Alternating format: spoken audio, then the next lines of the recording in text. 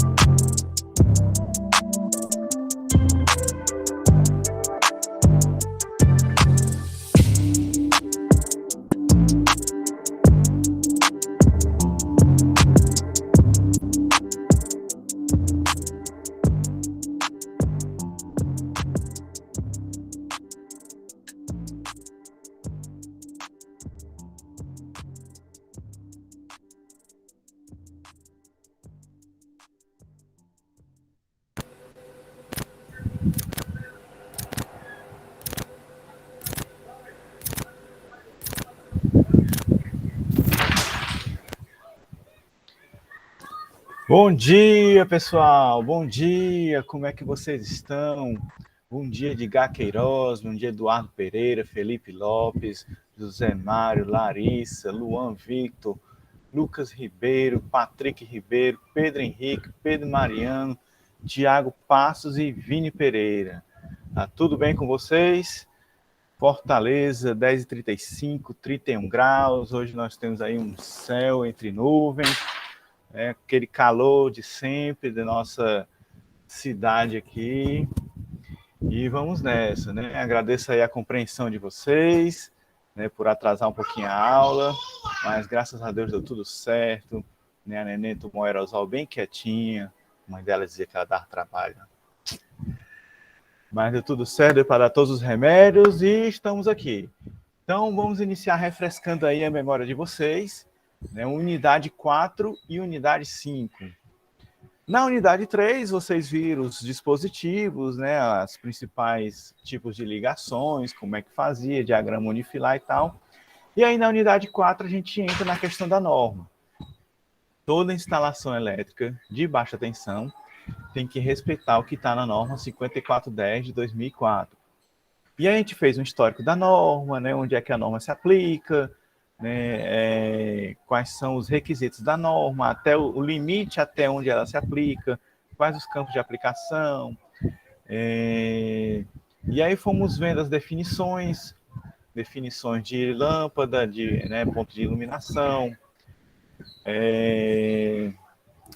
Falei um pouquinho sobre que o ideal na questão de iluminação é que se tem um projeto de luminotécnica, mas, né, a 5410 ela estabelece aí um critério alternativo que, obviamente, para os dias de hoje, né, a norma já está quase fazendo 20 anos, muito tempo que essa norma está em vigor, está precisando de uma renovação, de uma atualização, e ela estabelece um critério alternativo que já não condiz com o que a gente tem hoje em dia. Porque hoje em dia a lâmpada LED, ela é lâmpada de 9 watts, 10 watts, 8 watts. Né? É inimaginável você botar uma lâmpada LED com critério alternativo que a 5410 apresenta, de 100 watts, por exemplo. Cara, se tu botar 100 watts de lâmpada LED na tua sala, vai ter uma iluminação melhor que a iluminação do Castelão, que é a iluminação do Maracanã. Estão entendendo? Então, nesse quesito, a norma ela já está assim caduca, mas a gente aqui vai seguir esse critério porque para uma iluminação bem projetada, o ideal é que se tenha um projeto de luminotécnica, e aí projeto de luminotécnica trabalha aí para os engenheiros eletricistas, também os arquitetos que veem esse assunto aí nos seus cursos. E aí, pelo critério de alternativo, né, de iluminação, vai pela área e você vai definindo a potência apenas, onde a observação é que não é porque eu defini, por exemplo, que a potência de um cômodo vai ser de 100 VA, de 100 watts, que eu tenho que botar lâmpadas até chegar nessa potência. É o que eu acabei de falar. Se você botar 100 watts de lâmpada LED, tu vai ficar aí cego, né, que tá aí tendo um sol aí dentro de casa.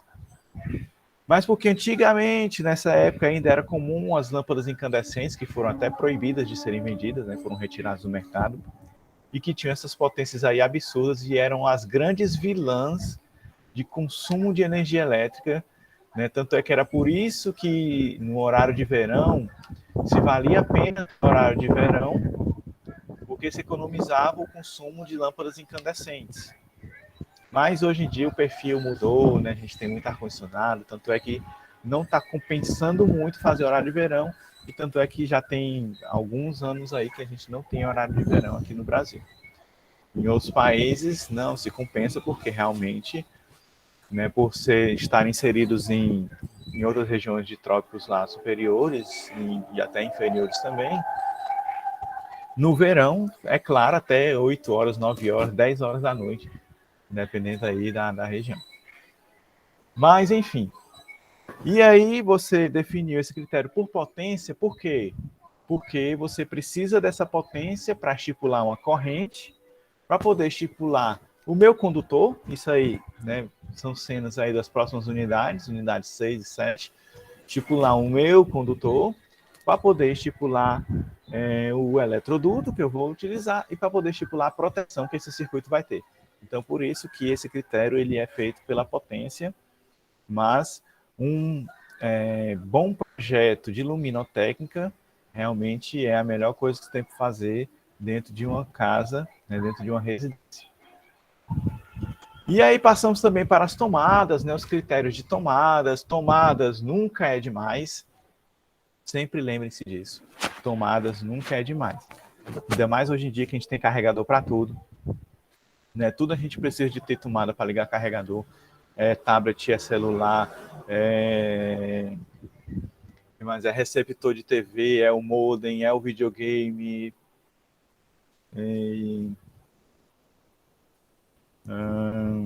e várias outras coisas.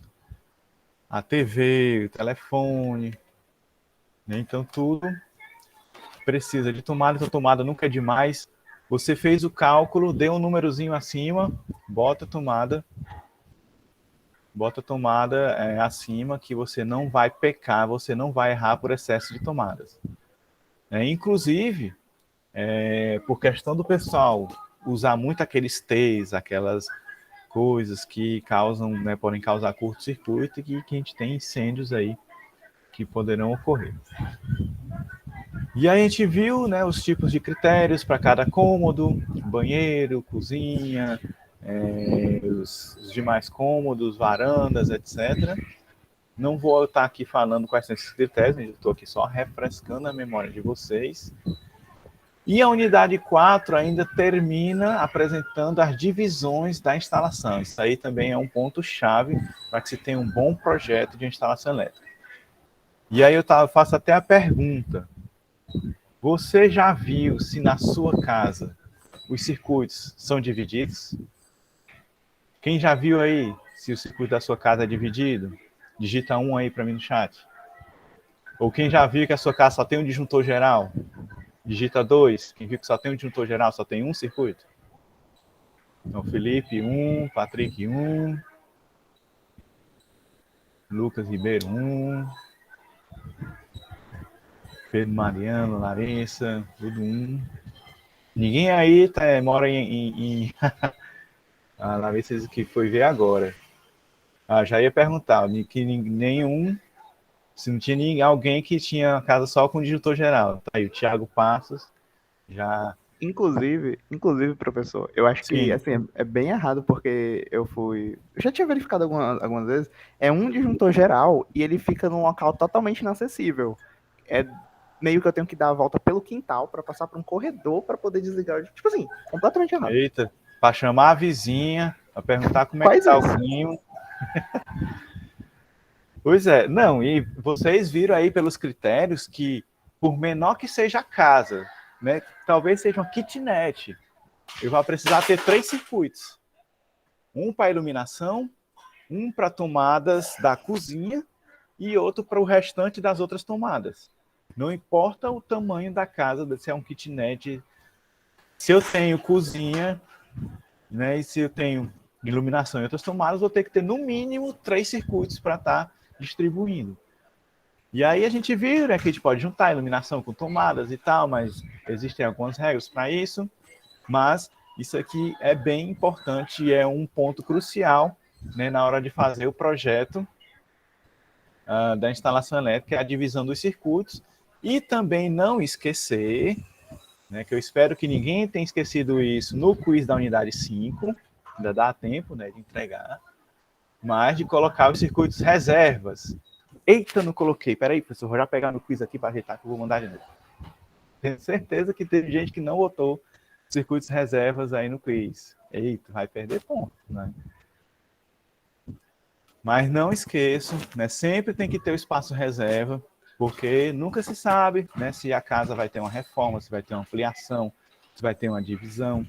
Então sempre, sempre, sempre deixem o espaço dos circuitos reserva. Professor, no caso, Oba. esse espaço ao qual você se refere, é no quadro de distribuição mesmo, No físico quadro lá? de distribuição, isso. Isso. Porque quando você vai comprar o quadro ele diz lá que cabe assim, ó, aqui cabe 10 circuitos, aqui cabe 15 circuitos, aqui cabe... Então, Tamanho padrão da você... caixa. Isso. Aí você dividiu e tem que dar o espaço reserva, aí você tem que comprar um quadro que caiba no mínimo os circuitos que você dividiu mais os circuitos reservas. Não necessariamente você precisa botar disjuntores reservas lá. Você pode botar como você pode não botar. Pode deixar lá só o espaço, como você pode botar disjuntores reservas sem estar ligado a nada. Né? Tem gente que coloca e até estipula, né, uma potência de 1.000 watts, 2.000 watts para circuitos reservas, mas eu particularmente prefiro só deixar o espaço reserva e não estipular potência para os circuitos reservas. E se, por exemplo, se eu estipulasse essa margem para o circuito reserva, eu ia agregar esse valor lá quando eu tivesse a minha potência final para potência decidir. instalada, sim. Eu ia incluir para decidir se era monofásico, bifásico ou trifásico. Isso. Tem que somar essa potência lá na potência instalada. Mesmo sabendo que, por exemplo, numa construção nova que não vai ter esse reserva, é uma potência fantasma, né? Não vai estar sendo utilizada. Sim, Pois é, uma coisa que você tem que contar e vai ter que projetar a proteção, os cabos, né, tudo contando com essa potência aí. Certo, obrigado. Ok? E aí, passando para a unidade 5 é uma norma da Enel, né, a ESCOELSE, que essa norma ela é baseada na norma que tinha da COELSE, que era a NT001. Praticamente só mudou assim, a ordem de algumas coisas que foram apresentadas e onde tinha escrito COELSE passou a estar escrito Enel. E dessa norma, o principal que a gente tem que tirar dessa norma é a questão dos limites de fornecimento, né? Para que eu saiba se a minha residência vai ser monofásica, bifásica ou trifásica. Aí um detalhe prático, né, que apesar de ter na norma essa opção de ligação bifásica, mas a Enel, na prática, na vida real, ela não faz essa ligação bifásica. Ou é monofásico ou é trifásico. Por quê, professor? Porque para você distribuir, né, você pensar aí na linha de distribuição, como se fosse um circuito, como se fosse uma instalação, um projeto, para você dividir, né, em 2 fases, para que seja equilibrado o meu sistema trifásico, né, que a gente tem aqueles transformadores dos postes, eles são trifásicos e você tem que equilibrar as cargas que ele alimenta. E aí, para você distribuir bifásico, é muito complicado para você deixar bem, assim, o mais próximo, né, balanceado possível as fases. E aí, então, a Enel ou ela liga monofásica ou ela liga trifásico. Trifásico, né, o cliente vai ter que dividir os seus circuitos e vai ter que colocar em cada fase uma potência mais ou menos igual. E monofásico, ela que vai escolher. Ah, essa casa aqui vai receber a fase A, essa casa aqui vai receber a fase B, a fase C, de forma que eles tenham controle deles, né, de que o seu transformador ele está carregado mais ou menos igual aí às 3 fases. É claro, eu já até orientei TCC nesse sentido, né, de uma aluna que encontrava problemas em transformadores da distribuidora que estavam aí com algumas fases muito mais carregadas do que as outras, e isso estava causando problemas para os clientes, né, queda de tensão, queimava os equipamentos, e esse tipo de coisa. Mas eles tentam ao máximo, né, eles também não são perfeitos nesse sentido, mas eles tentam ao máximo equilibrar as cargas no seu sistema de distribuição, de forma que eles ligam em monofásico ou bifásico. Então, ali, 15 kW, 16, já bota trifásico, né, que vai ser melhor do que deixar em monofásico. E então era isso, né? Onde também a gente tem que ter cuidado com a questão dos motores, ligação de motores, né? O que é permitido para cada tipo de fornecimento e tudo mais. Então, refrescada aí a memória de vocês, vamos lá para as dúvidas de vocês, né? Já tiramos aí algumas dúvidas, mas bora lá para mais dúvidas que vocês tenham aí. Professor, eu tenho uma dúvida quanto a... O fator de potência, ele é aplicado tanto à TUG quanto à eliminação? O mesmo? Sim, você pode estipular para os dois. É porque Sim. eu tava vendo exemplos e, tipo, comumente eu vejo eles considerando, tipo, 1 para iluminação e 0,8 para tomada. Isso é o mais comum. Por que acontece Por que isso? eles fazem isso? Ah, sim. Na iluminação,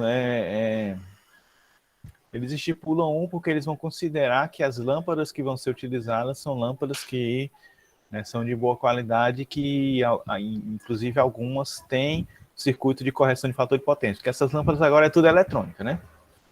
Tanto as lâmpadas fluorescentes compactas, como as próprias lâmpadas fluorescentes com seus reatores eletrônicos, aquelas tubulares, né, como as lâmpadas LEDs. Então, todos esses tipos de lâmpadas que a gente usa em casa, já que a gente não tem mais a incandescente, elas são eletrônicas e elas existem circuitos dentro delas que já possuem a questão da correção do fator de potência, e aí normalmente se considera então o fator de potência da iluminação igual a 1. Já as tomadas, né, você não sabe os equipamentos que vão ser ligados nas tomadas, isso falando de TUG, certo? Porque na TUI, como o próprio nome diz, a tomada de uso específico. Então, para aquela tomada ali, eu já sei qual equipamento vai ser ligado nela. Quando eu especifico uma TUI de um ar-condicionado, eu já sei qual é o aparelho que eu vou ligar lá, qual é esse ar-condicionado, qual é o fator de potência dele e tudo mais. Mas nas TUG, como a gente não sabe qual é o aparelho que vai ser ligado, então a gente coloca aí um 0,8, mas com margem de segurança. TVs tem o fator de potência unitário, porque eles vão ter a correção do fator de potência nos seus circuitos eletrônicos, mas geladeira, dependendo da qualidade da geladeira, do seu motor, né, ar-condicionado também, micro-ondas e tudo mais, podem ter fatores de potências diferentes, e aí os projetistas mais experientes costumam a colocar, né, esse fator de potência 0,8 para que se tenha aí uma precaução, uma prevenção, né, para chegar aí numa potência em watt que não venha a ter problemas com queda de tensão, com aquecimento, com todo esse tipo de situação. Ok? Ok. No nosso caso, pode considerar 9,2 por 2, né? Pode, se quiser. Né? Aí é o projetista quem manda, o bom senso do projetista quem manda. E a experiência também do projetista quem manda. Professor, questão. Cada ponto de tomada, se eu botar 10 entradas ou uma entrada vai contar como um ponto de tomada, né? Ou não? Não. Você está dizendo na mesma caixinha. Isso. Pronto, não. Se eu tiver lá 2 tomadas, 3, 6, são 6 tomadas, são 3 tomadas, né, que inclusive, acho que eu mostrei, né, na última vez que a gente teve aula ao vivo, como é que eram as 2 maneiras possíveis de você até colocar isso no diagrama unifilar. Era colocando ou uma do lado da outra, assim, uma tomadinha do lado da outra, indicando que ela é uma tomada conjugada, e 2, ou botando uma em cima da outra, né, na mesma sequência.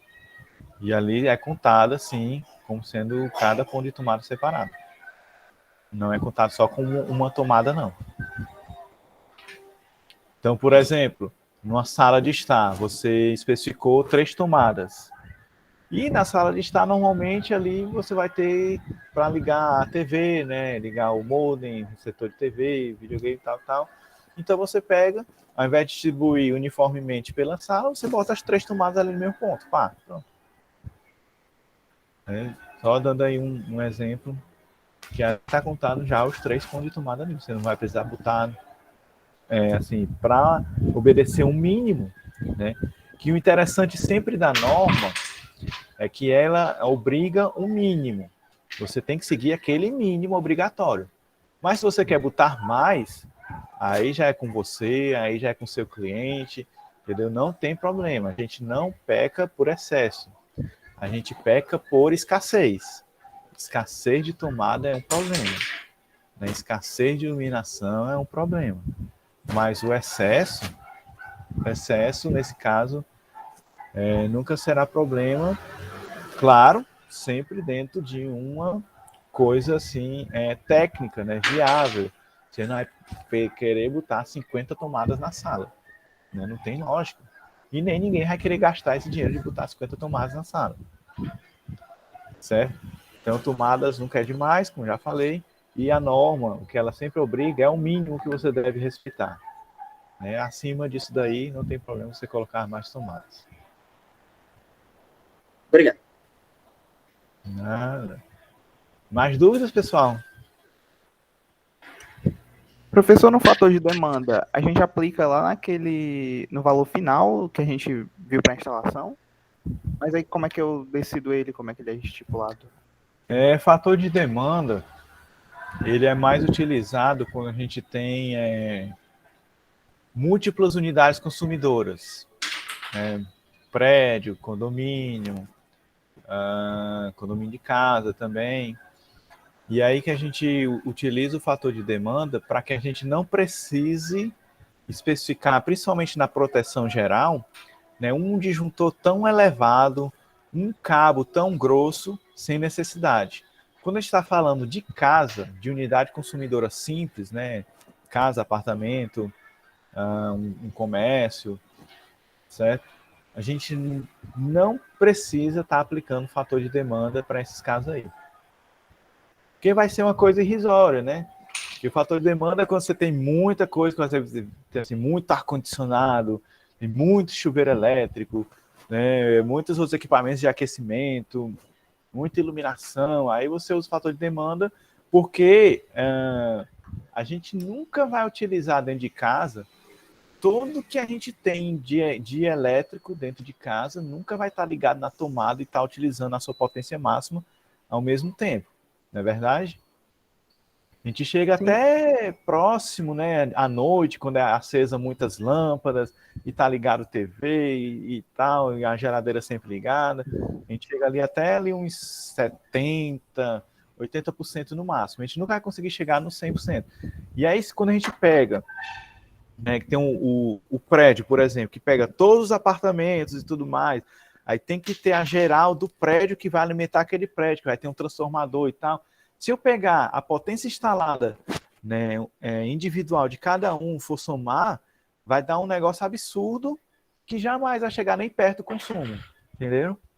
Tipo, vai dar um disjuntor de 1000 amperes, né, mas o meu consumo ali vai estar, na vida real, vai estar ali 100 amperes, 150 amperes, Quer dizer, a diferença de um disjuntor de 1000 amperes, por exemplo, um disjuntor de 150 amperes, ela é brutal. Diferença de preço, que eu digo. Né? Sem contar os cabos. Também a diferença de cabos grandes para cabos menores também é brutal, às vezes é quase o dobro. Você pega, né, esses cabos menores, de 2,5 milímetros, pode até pesquisar aí, se vocês quiserem, no site da Leroy Merlin, Normatel, etc., pesquisa aí. Cabo de 2,5 e cabo de 4 milímetros. Vê a diferença de preço, que muitas vezes é quase o dobro. O de 2,5 por de 4. Vocês imaginem aí cabo de 100 milímetros para utilizar um cabo de 50, um cabo de 75, estão entendendo? Então, fator de demanda, sim, para residência não precisa estar aplicando, não precisa, porque certo, ele é irrisório. É só mais para espaços que tem essa variação maior, né, de Isso, demanda. isso. Entendi. Obrigado. Entendeu? Show. E aí, pessoal, mais dúvidas?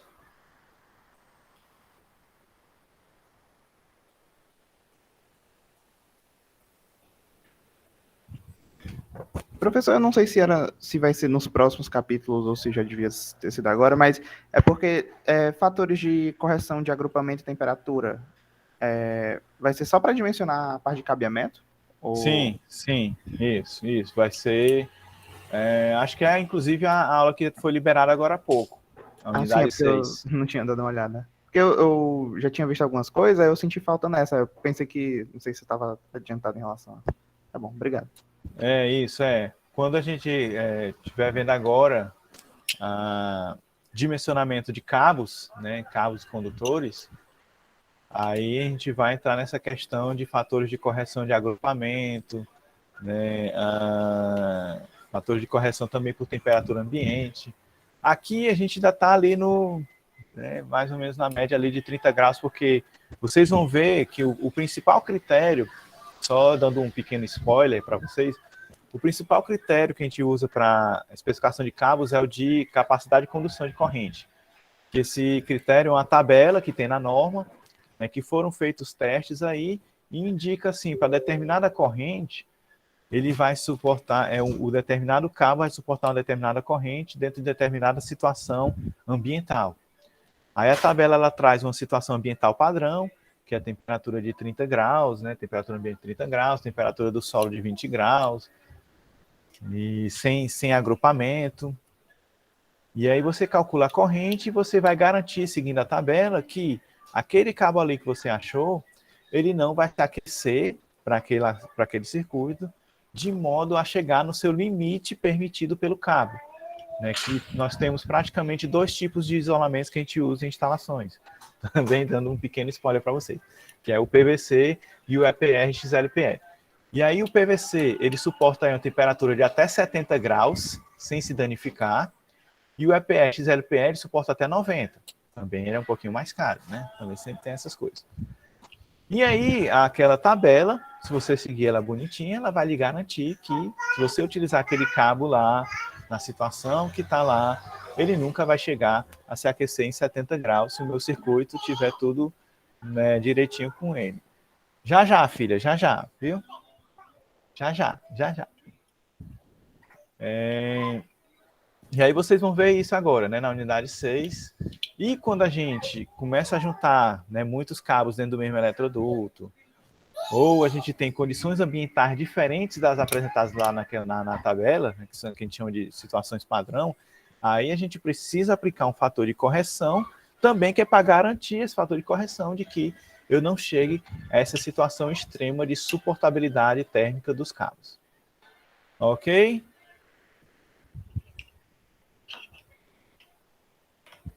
Mais dúvidas? Professor, só uma dúvida. É que na norma fala que o circuito terminal tem que ter no mínimo 1000 VA. O reserva é considerado o circuito terminal ou não? Pois é, se você deixar o circuito reserva estipulado uma potência, que normalmente é de 1000 VA mesmo, que a gente deixa estipulado com um circuito reserva, aí você vai ter que considerar essa potência na hora de estar fechando a potência instalada.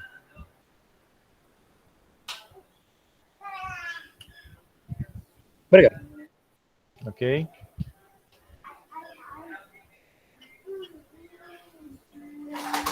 Ah, professor, eu ia perguntar, porque lá naquela Sim, na tabela para definir o tipo de instalação, né? Aí tem as faixas lá, né? De, sei lá, 0 a 5 kW, de 5 kW a 10, sim, né?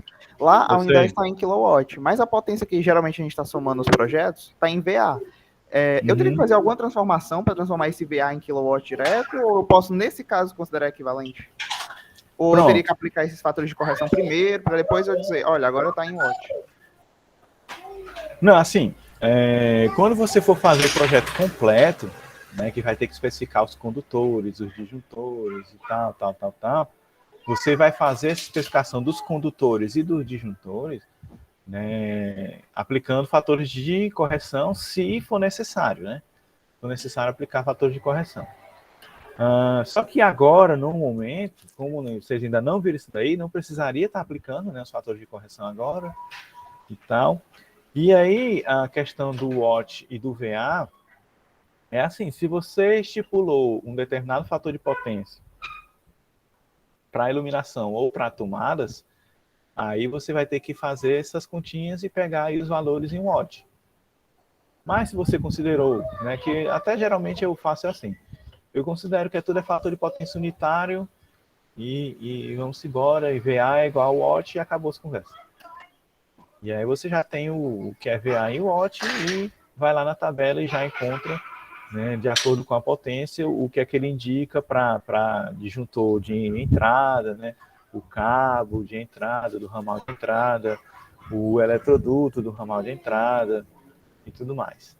Sim, sim, lá tem o complementozinho, né? De padronizado que Isso, cada um usa. isso, Tá certo, obrigado. Inclusive, assim, quando vocês pedem a ligação, uma ligação nova, né, você tem que seguir o que está naquela tabela lá. Quando os caras vêm para fazer a ligação, eu já passei por isso algumas vezes, aí eles pegam que você tem que deixar tudo pronto, né? E aí a Enel vem e só puxa o cabo do poste e traz o medidor, né? Que o medidor é eles que dão, sim, dão assim, entre aspas, né? Você depois fica responsável. Mas eles trazem o medidor, mais aquela caixa, o aterramento, o eletroduto, né? Tudo aí você vai ter que deixar no ponto.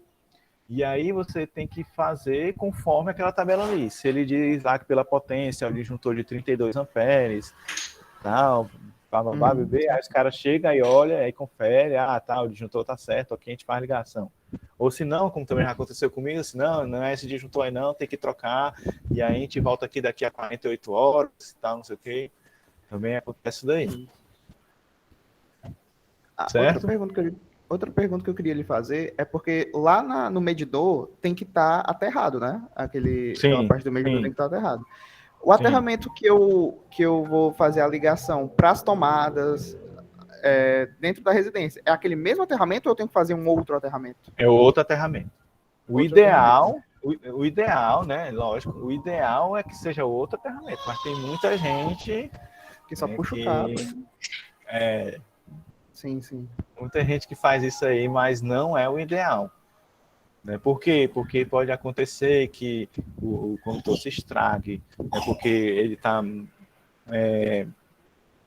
Como ele fica ali muito no enterrado mesmo, né? Literalmente está enterrado mesmo no solo. Aí tem questão de oxidação, tem questão de desgaste. O condutor pode se romper e aí você pode acabar até ficando sem terra. Né? E quanto que você faz outro aterramento, você fica mais seguro.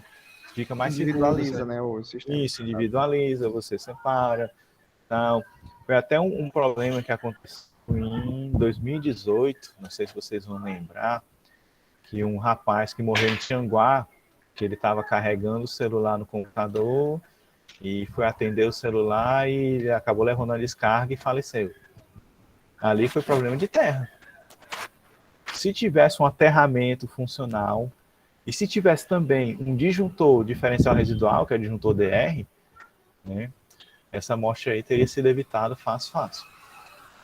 Aterramento, vocês vão ver, né, na última unidade, que é um negócio extremamente importante. É simples, mas é extremamente importante. Né? Inclusive, antes dessa versão da norma de 2004, né, o aterramento nem era obrigatório para as tomadas. Não sei se vocês vão se lembrar do padrão antigo, que eu até mostrei na aula, né? que ele não tinha um aterramento, né? Não tinham 3 pinos. Veio a ter 3 pinos quando começaram a vir os primeiros computadores, os PCs, né, para cá para o Brasil, e aí precisava aterrar, né, porque a carcaça do computador dava muito choque. Né? O negócio que dava choque se não tivesse aterrado era aquela carcaça do computador. Aqueles primeiros computadores, então. E aí, isso ali, meados da década de 90 ainda, né? Eu lembro que o primeiro computador que a gente teve lá em casa foi em 1994, né, no ano da Copa, do Tetra, inclusive. E aí lá em casa não tinha aquelas tomadas de 3 pinos. Aí veio um eletricista, aí fez um aterramento lá mesmo bem na tomada mesmo. Onde era a tomada, ele só botou a haste de terra ali dentro, né? Botou dentro do piso, a gente morava numa casa, botou ali dentro do piso mesmo e aterrou e ligou para poder ligar o computador. E só na norma agora de 2004, porque já vinha se trabalhando com esse novo padrão de tomada de 3 pinos que a gente tem hoje, foi que veio a ser obrigatória a questão de ter o terra nas tomadas. Tanto é que também, se tem alguém aqui que mora numa casa mais antiga, com certeza não vai ter o terra lá conectado nas tomadas. Pode até a sua tomada já pode até ser de 3 pinos agora, porque você teve que trocar, né, o que era o padrão antigo, o padrão novo e tal, mas você botou lá e você só ligou fase neutro. Se alguém tiver a curiosidade de abrir lá e puxar para ver, né, com todo cuidado, claro, mas você vai ver lá, quem mora em casa mais antiga, apartamento mais antigo, vai estar lá só o fase neutro e o pinozinho do meio desconectado, que não tem terra. Podem fazer isso aí, tira a foto, manda no grupo se quiser. Vocês vão encontrar isso aí, eu tenho certeza. E aí vocês vão ver, né, lá na última unidade como é importante a questão do aterramento para evitar acidentes como esses aí. Ok? O Edgar colocou aqui, né, que ele tirou da NBR 5410, né, para usar fator de potência 1 para iluminação e 0,8 para tomada. É uma coisa assim mesmo que é bem costumeiro de se utilizar, né? Mas cada projetista, desde que ele justifique, ele pode utilizar o que ele entender dentro de lógica de uma razoabilidade, né, de algo que seja razoável.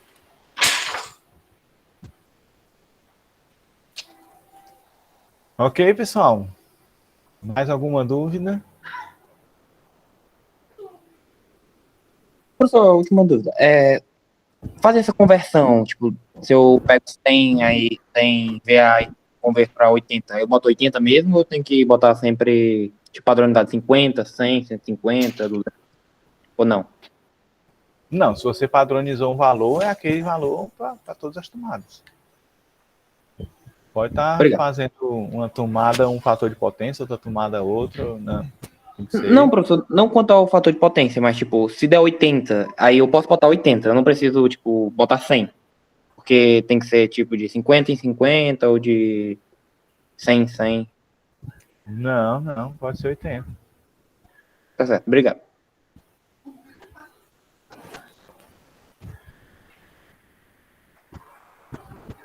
Mais alguma dúvida, pessoal? Professor? Sim. Só uma dúvida, acredito que seja rápida. Quando tem aqueles tipos de fornecimento, tipo monofásico, bifásico, trifásico, tem diferença de preço, tipo custo, de um para o outro? Sim, sim. Aí, no caso, como que eu sei se esse é o mais adequado à minha casa?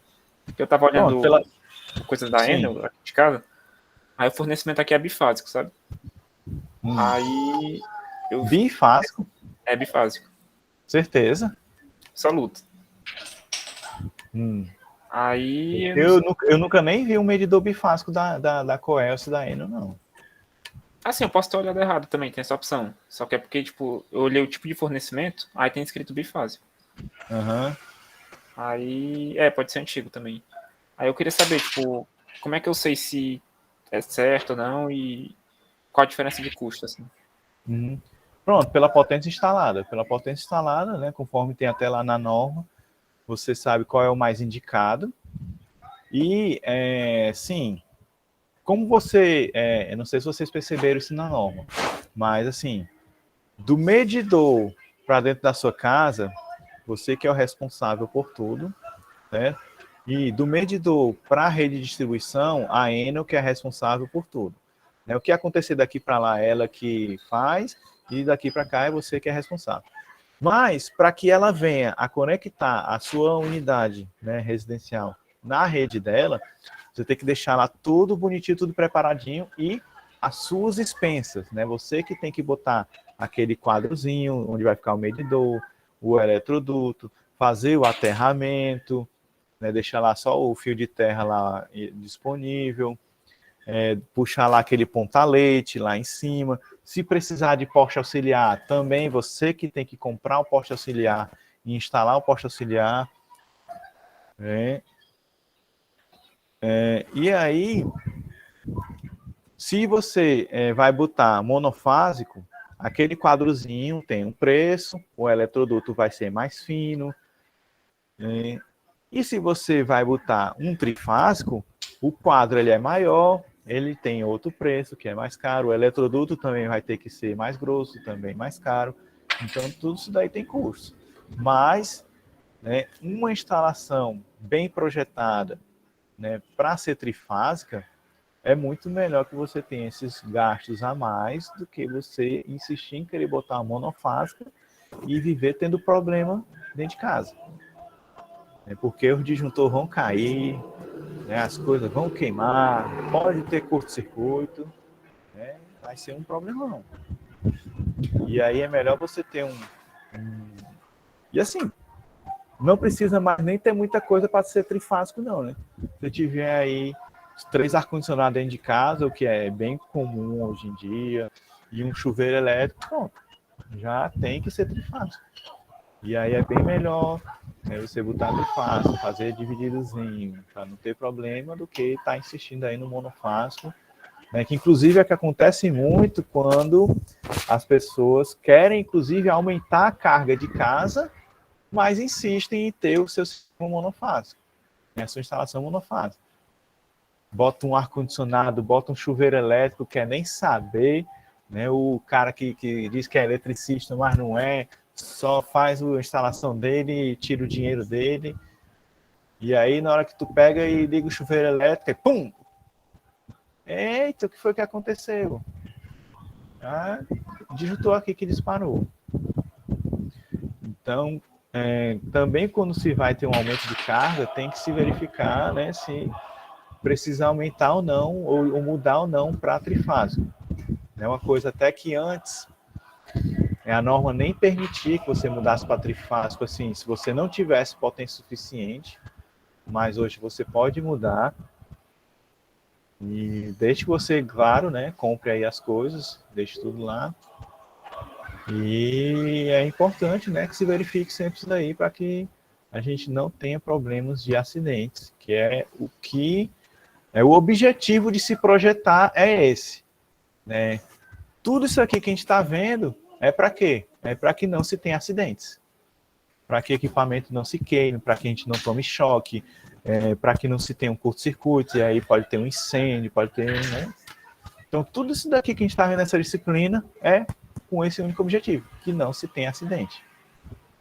E aí, obviamente, que a gente tem que projetar de uma forma racional para que a gente também não gaste demais e nem gaste de menos.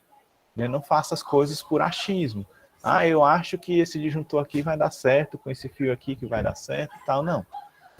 É tudo feito de forma racional, com toda a segurança, para que eu não tenha problema nenhum na minha instalação. Ok, pessoal?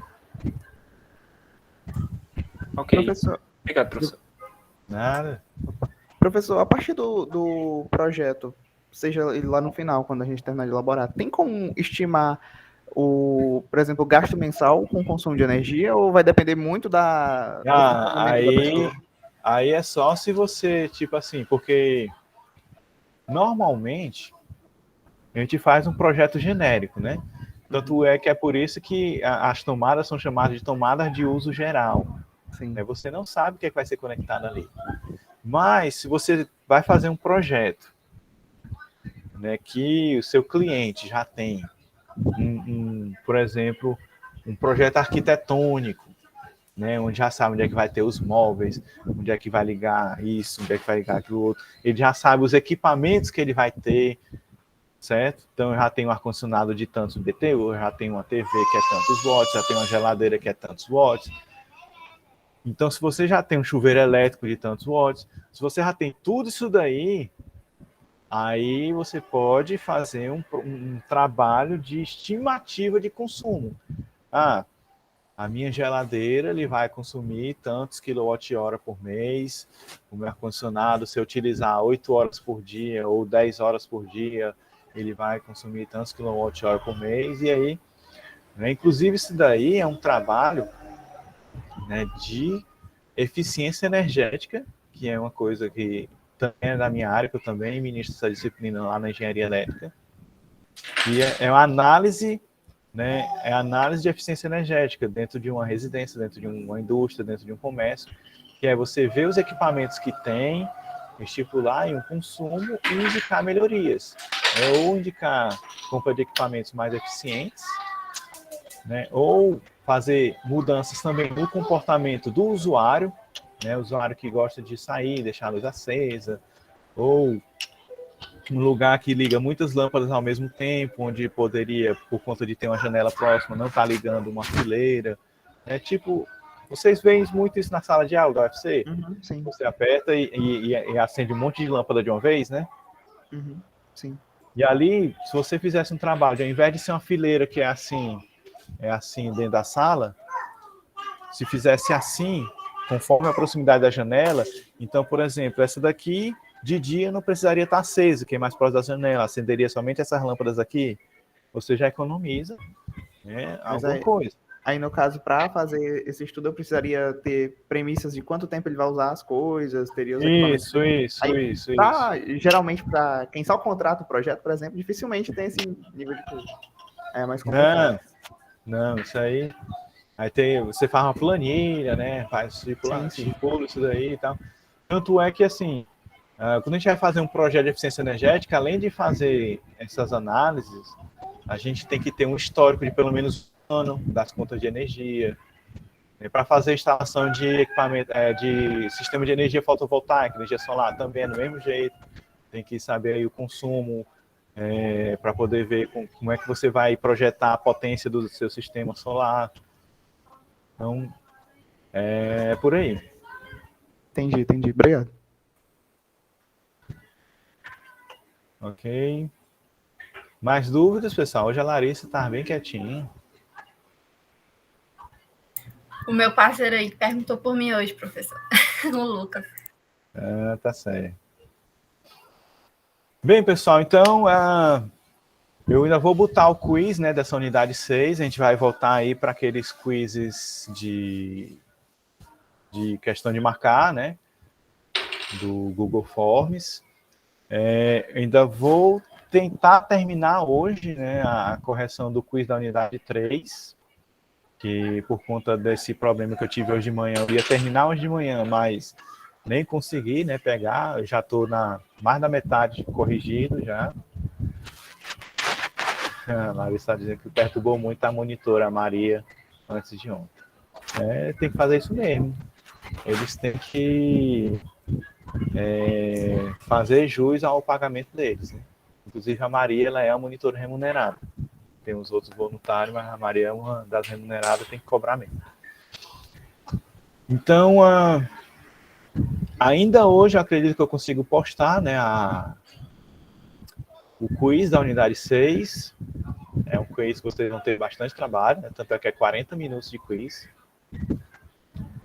E semana que vem, né, encontros universitários, Semana da Tecnologia, então participem. Não teremos nenhuma atividade síncrona, né? Também não vamos ter nenhuma aula nova, certo? Então participem, né? Peguem esses certificados aí, que vai contar para as atividades complementares, participem dos encontros universitários.